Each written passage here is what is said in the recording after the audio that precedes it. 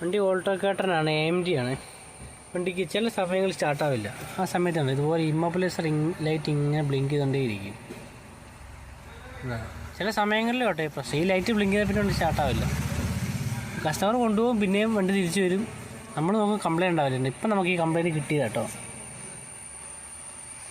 അപ്പോൾ ഇതിനു മുമ്പ് കസ്റ്റമർ ഇതേ കംപ്ലയിൻ്റ് ആയിട്ട് ഒരു ഇമ്മോബിലൈസർ കൺട്രോൾ മൊഡ്യൂൾ ഒരെണ്ണം സെക്കൻഡ് വെച്ചിട്ടുണ്ട്. അപ്പോൾ നമുക്കിനി അതെന്തായാലും പുതിയ ഒരെണ്ണം വെച്ച് നോക്കാമെന്നാണ്. കാരണം വേറെ പ്രശ്നങ്ങളൊന്നും കാണിക്കുന്നില്ല.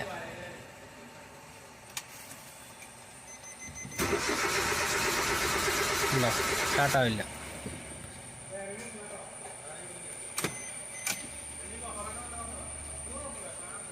ഉണ്ടോ, ഇപ്പോൾ ഈ കണ്ടീഷൻ വണ്ടി റെഡിയായി. വണ്ടി വേറെ കുഴപ്പമൊന്നുമില്ല. ഇപ്പം സ്റ്റാർട്ടാവില്ല.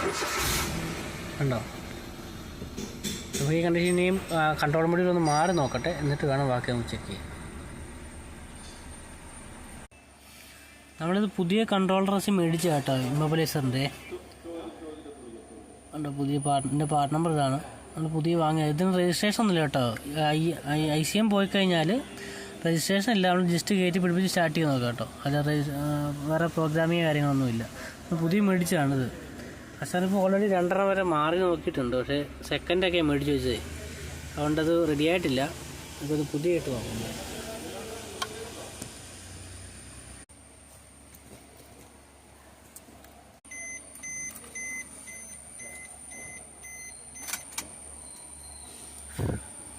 ലൈറ്റ് ബ്ലിങ്ക് ചെയ്യുന്ന കാര്യങ്ങളൊന്നും ഇല്ല കേട്ടോ. ഓക്കെ ആയിട്ടാണ് കാണിക്കുമ്പോൾ സ്റ്റാർട്ട് ചെയ്ത് നോക്കാം.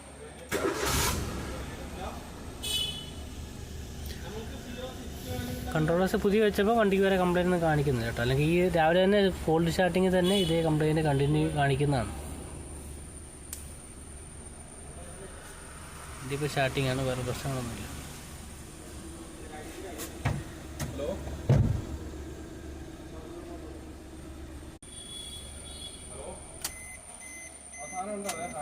സ്റ്റാർട്ട് ചെയ്യാം കേട്ടോ.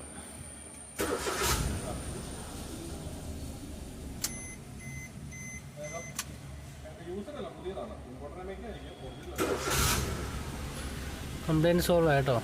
ICM ആയിരുന്നു കംപ്ലയിൻറ്റ്. ട്രാൻസ്പോണ്ടർ നോട്ട് രജിസ്റ്റർ എന്ന് പറഞ്ഞായിരിക്കും വാണിംഗ് വന്നത് കേട്ടോ.